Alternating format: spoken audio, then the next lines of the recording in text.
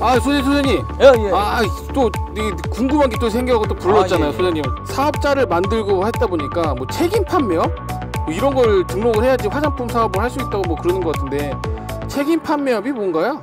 일단 저희가 이제 그 법을 봐서 세 가지가 있잖아요. 화장품 제조업하고 책임 판매업이 있는데요. 음. 제조업은 순수하게 원료를 배합해서 그러니까 화장품을 제조하는 과정 딱 요 정도로만 규정하고요. 나머지 완제품을 만들기 위한 모든 책임 판매업이잖아요.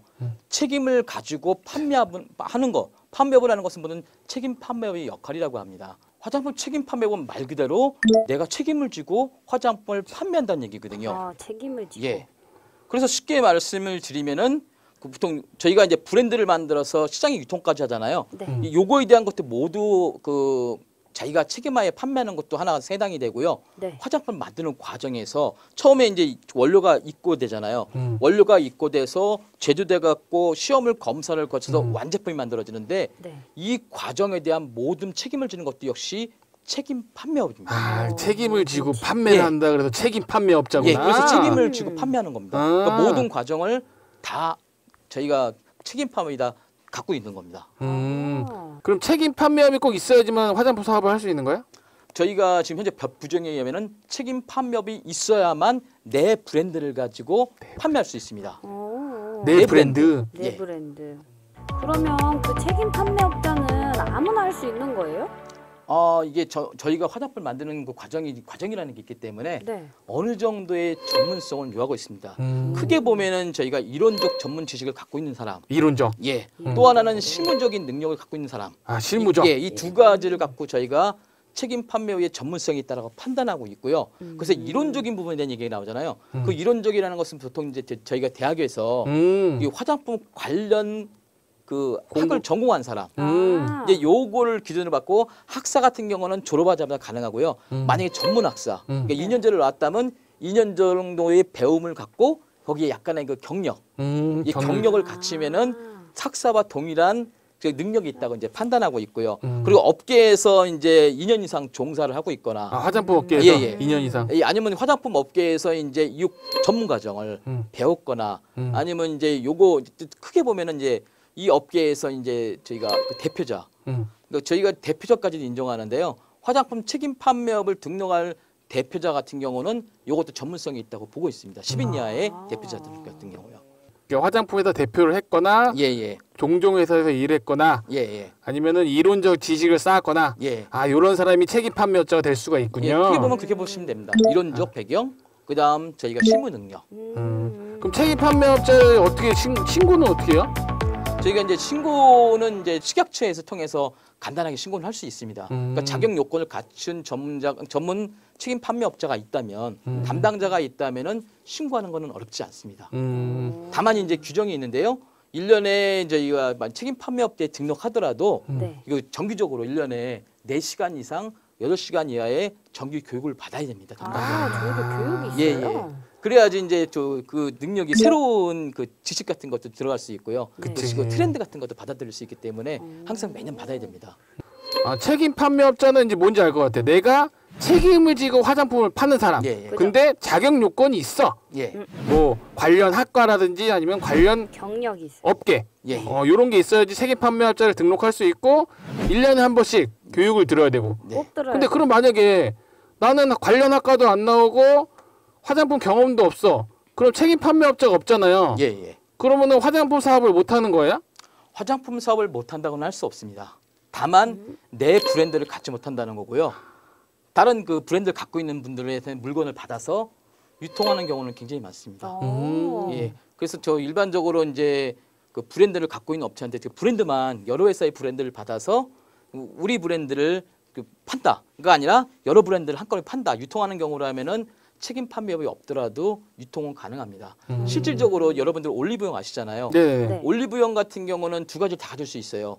왜냐하면 올리브영 내부에 그 올리브영 내부에 자체 브랜드가 있기 때문에 책임 판매를 갖고 있고요. 그다음 올리브영 내부에는 보면 올리브영 제품 말고도 타겟 제품들이 많잖아요. 그런 경우는 이제 유통만 하는 경우이기 때문에 유통업이라고 보시면 될 것 같습니다. 아, 그러니까 화장품 사업은 할 수 있는데 네. 내 브랜드는 못 만들고 책임 네. 판매업자가 없으면 책임 판매업자가 없어도 유통 같은 남의 걸 갖다가 파는 유통 같은 뭐 올리브영 같은 이런 건 할 수 있는 거네요.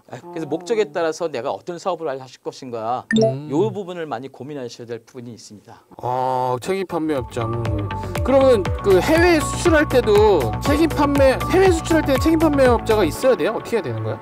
이제 저희가 이제 그 많이 질문이 들어오는 내용이 있습니다.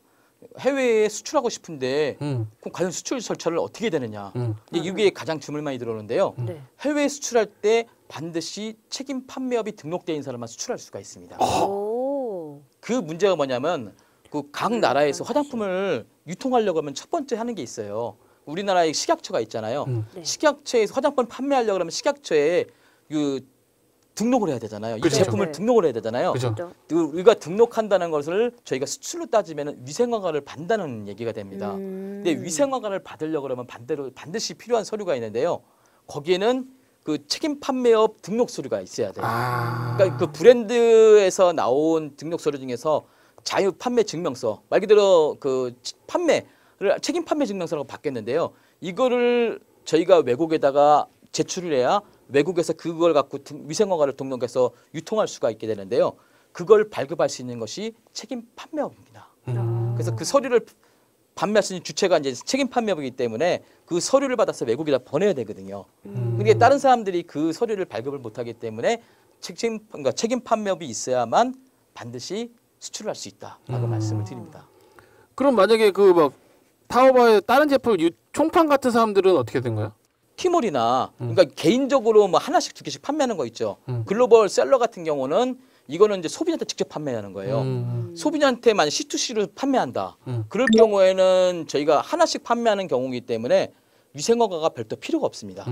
근데 만약에 정식으로 B2C 여기가 그 한국에서 정식 등록을 받고 거기서 허가를 받아서 유통을 한다고 할 경우는 얘기가 달라집니다. 근데 그럴 경우는 정상적으로 위생허가 등록을 받아야 되기 때문에 허락을 받고 이 서류를 전체 받아서 한국의 식약처 서류를 받아서 그 나라의 식약처에 등록을 해야 유통을 할 수 있는 게 되는 겁니다.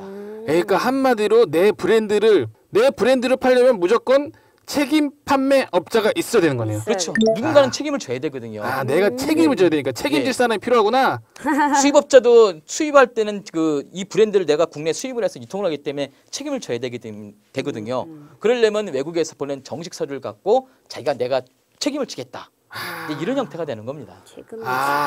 알겠습니다. 이 책임 판매업자 뭔지 좀 알 것 같습니다. 그러니까요. 이제 좀 개념이 네, 이제 공부 좀 하면서 더 책임 판매업자에 더 자세히 알아보도록 하겠습니다. 네, 선생님 오늘도 감사합니다. 감사합니다. 감사합니다. 제일 먼저 상표 등록을 해야 된다고 하던데 왜 해야 돼요? 왜라는 말이 참 어려운데요. 좀 복잡한가요? ODM하고 OEM의 차이점이 뭐예요? 저도 이거 헷갈려요.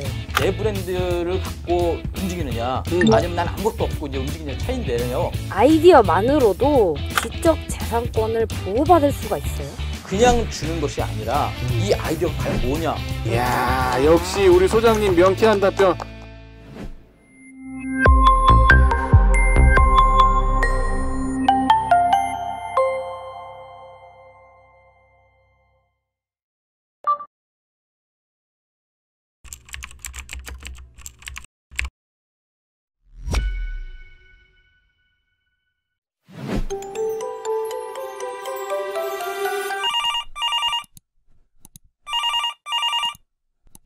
네, 생산기술팀입니다. 네! 부장님! 회장님 비서실 호출입니다! 네네, 고부장입니다. 근데 지금요? 네네, 지금 바로 올라가겠습니다. 네네.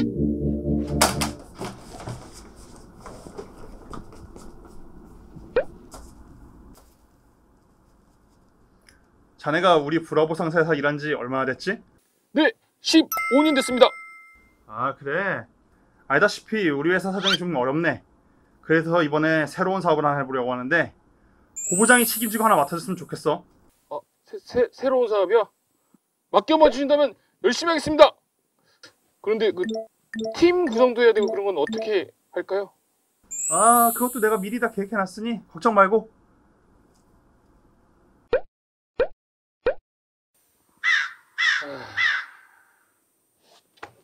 규사원. 네. 뭐 화장품 창업에 대해서 뭐 아는 것 좀 없나? 아니요. 근데 조사를 좀 해보니까 우선 사업자 등록부터 해야 된다고 하더라고요. 사업자 등록증? 그 인터넷으로 한번 알아보면 되는 거 아닌가?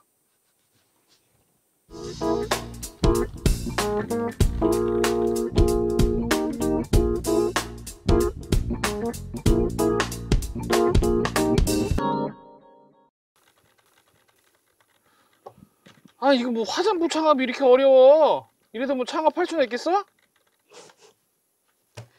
부장님, 저희 이럴 게 아니라 직접 전문가를 섭외해서 조언을 구해보는 건 어떨까요? 전문가? 그거 좋은 생각이군. 마침 제 지인 중에 이 분야에 대해서 잘 알만한 사람이 있는데 한번 전화해볼까요? 그래, 전화해봐.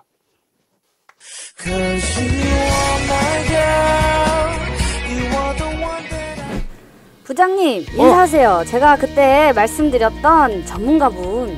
아유, 전문가분 반갑습니다. 아유, 반갑습니다. 고부장이라고 합니다. 그 소장님 뭐 자기소개 한번 해주세요. 저는 이 화장품 컨설팅과 화장품 강의, 평가를 하고 있는 윤수만입니다. 그 화장품 전문가시겠구만. 저희가 이제 화장품 사업을 하는데 이게 너무 모르는 게 많아요. 그러니까 오늘 예. 좋은 얘기 좀 많이 해주시고 저희가 이제 화장품 사업을 시작하려고 하는데 이게 해도 예. 되는 건지 뭐 이거 우리나라 좀 화장품 시장이 좀 어때요? 화장품 그 시장은 이제 전반적으로 이제 크게 보면 성장하고 있다. 굉장히 성장하고 있다고 말씀을 드릴 수가 있습니다. 그러니까 보통 저희가 화장품 산업과 미용 산업을 이제 분류하고 있고요. 그 저희가 화장품 산업은 지금 특히 세 가지를 나누고 있어요. 화장품 제조업이라든가 화장품 책임 판매업, 그다음 맞춤형 화장품 판매업 세 개로 구성되고 있고요. 이 산업 전체를 통해서 저희가 이제 지금 매출을 만들어가고 있습니다. 그러니까 저희가 이 산업으로 보면은 전체는 10만 명이 좀 넘을 거고요. 인원으로만 따지면. 화장품 사업에 종사하는 예. 사람이 10만 명? 예. 오. 10만 명이 저희 넘는 걸로 이제 추정하고 있고요. 실질적으로 이제 화장품 제조업은 3,850개사가 지금 2020년 7월 말 기준으로 되어 있습니다. 그리고 이제 저희가 책임 판매업 같은 경우는 18,490개사. 그리고 맞춤형 화장품 같은 경우는 이제 시작한 지 얼마 되지 않았어요. 올해 2020년에 이제 처음 시행했는데 이제 70개사가 등록되어 있습니다. 그래도 많구만. 예. 저희가 시장 규모로만 본다 그러면은 그 저희 쪽 그 화장품 현재 2019년도는 약 그 34조 6,700억 정도가 되니까요. 34조? 예. 어마어마하게 커졌죠. 그 저희가 2018년도에 29조 8천억 정도 된다고 봤을 때 지금 현재 성장률이 약 16.4% 정도. 1년 만에 16%가 예, 성장한 예. 거예요? 와. 그럼 전체적으로 보면은 이게 전체 국가 산업의 그 성장률 있잖아요. 네. 그걸로만 본다면 대단한 성장률이죠. 그리고 저희 경제 성장률이 지금 3% 정도 되잖아요. 평균. 네. 3%라고 봤을 때도 화장품 산업의 성장률은 대단하다고 볼 수 있습니다. 3%인데 우리 16%를 성장하는 거야? 다만 이제 올해 이제 코로나로 인해서 2020년도가 어떻게 될지는 모르겠습니다만 저희가 경제 성장률은 뭐 약간 예상치가 다를 수 있어요. 뭐 마이너스 3%다, 마이너스 5%다라고 하는데 그 와중에도 적어도 화장품 산업은 어느 정도 성장이 될 거라고 저는 예상하고 있습니다. 이거 화장품 우리 회장님의 좀 머리가 좋으신 거구만. 그러니까요. 정말 화장품 아주 비전 있는 사업이야. 그러면 저희가 이제 화장품 창업을 시작하려고 하잖아요. 찾아보니까 사업 등록 먼저 해야 된다고 하더라고요. 예. 근데 어떤 사업자로 등록을 해야 될지 잘 모르겠어요. 저희가 이제 사업을 한다 그러면은 일단 다른 것보다 이 세금이 들어가야 돼요. 세금을 내야 되는데 이 세금을 낼 절차를 받으려면은 사업자가 있어야 됩니다. 저희가 이제 사업자는 크게 두 가지가 있습니다. 개인 사업자와 법인 사업자. 이 두 가지가 있는데 보통 처음 창업하시는 분은 여기에 대해서 되게 고심이 많아요. 이런 사업자는 어떻게 하느냐는 일단 목적에 따라 달라질 수가 있어요. 이제 보통 이 두 가지를 봤을 때 개인 사업자 같은 경우는 자기가 보통 이제 그 사업 규모를 정확히 알지 못할 때 이제 테스트 차원에서 이제 몇 년간 보통 이제 사업 준비를 하잖아요. 네. 이제 그럴 경우에는 보통 개인 사업자로 열심히 시작하다가 회사가 어느 정도 안정이 된다. 그러면 이제 법인으로 전환하는 것도 굉장히 좋습니다. 개인 사업자 같은 경우는 저희가 규제가 없어요. 집에서도 언제든지 할 수 있습니다. 집에서 살 수 있고. 예. 그러니까 저희가 세무서에 가서 이제 신고를 하는데 가장 되게 어려워하는 게 있습니다. 보통 사무실이 있느냐, 자본금이 있느냐, 그치, 이런 규정들이 있는데 개인 사업자 같은 경우는 게 크게 묻질 않습니다. 그래서 자기 집을 주소로도 할 수 있고 자본금에 대한 규정도 별로 없어요. 그리고 돈을 어떻게 써야 된다라는 그 규정도 같은 것도 심각하게 다뤄주지 않습니다. 그래서 보통 이제 처음 모르시는 분들, 직장을 이제 약간 이제 퇴직을 하거나 퇴사를 해서 하시는 분, 모르시는 분들은 개인 사업자를 일반적으로 하고요. 법인 사업자 같은 경우는 진짜 제대로 하려고 이제 사업하시는 분들이 많습니다. 거기에서 여러 가지가 있습니다만 가장 기본적으로 보는 게 법인 사업자 같은 경우는 등기부등본. 그러니까 하나의 법인이니까 개인으로 하나 보기 때문에요. 요거를 위한 등록 절차가 되게 까다롭습니다. 법인 하나의 사람입니다. 그래서 이제 등기소에서 등기를 해야 되고 그리고 법인을 위한 절차를 밟아야 되는 그런 부분이 있습니다. 이게 바로 보통 이제 구성 자체가 개인 사업자는 개인, 그 법인, 그러니까 주식회사 같은 경우는 주주가 이제 보통 되어 있기 때문에 절차가 되게 까다롭게 되어 있습니다. 그런데 가장 큰 게 있어요. 뭐 왜 개인 사업자를 하고 법인 사업자를 하느냐. 이제 가장 큰 근본적인 부분은 세금 문제라고 말씀드렸잖아요. 세금. 예. 기본적으로 개인 사업자의 세율은 약 6%에서 6%? 42%. 42%? 예. 오. 그게 뭐냐면 매출이 적을 경우는 6%를 적용하고요. 매출이 굉장히 많아지면은 그러니까 회사 규모에 비해서 매출이 많다 그러면 42%까지 적용될 수가 있어요. 그에 반해서 법인 같은 경우는 평균적으로 이제 10%에서 25%까지의 그 세율이 있습니다. 그렇게 보면은 그 저랑 보면 나오지 않습니까? 그렇죠. 회사 규모가 작고 매출이 적어서 세금을 내지 않을 때는 개인 사업자라고 이게 저희가 매출이 올라가서 이제 25%를 넘어간다. 그 정도 이제 시점이 된다 그러면 법인 사업자로 전환하는 것도 그리 나쁘지는 않습니다. 그러면은 궁금한 게 있는데 이게 개인 사업자로 화장품 사업을 할 때랑 법인 사업자로 화장품 사업을 할 때랑 어떻게 뭐 보이는 뭐 시선이라든가 뭐 어디 뭐 올라간다든가 판매할 때는 별로 아무 차이가 없는 거예요? 네, 일반적으로 저희가 사업을 영위하는 것 자체는 개인 사업자가 굉장히 편한데요. 이제 내가 아니라 제3자가 보는 관점이라면 약간 달라질 수 있습니다. 매출 부분이나 외형적으로 보이는 부분이 별로 없어서 그 제3자가 판단하기에는 개인 사업자는 회사가 아니다라고 이제 생각할 수가 있거든요. 약간 신뢰가 떨어진다. 네, 그렇죠. 그게 이제 신뢰도를 이제 판단할 수 있고요. 법인 같은 경우는 이제 규제를 받아요. 그러니까 재무제표도 만들고 여러 가지 규제가 있다 보니까 투명하게 보일 수가 있죠. 그래서 신뢰도가 많이 높은 측면이 있습니다. 또 하나 이게 이제 장점이 되는 부분인데요. 이제 보통 저희가 창업 초기에 같은 경우는 이제 보통 매출이 많지 않기 때문에 그쵸. 정부 지원 사업에 많이 신청하게 되거든요. 근데 정부 지원을 신청하는데 개인 사업자는 편한 만큼 나온 게 없으니까 이게 평가를 할 때 평가의 점수를 받기가 조금 애매합니다.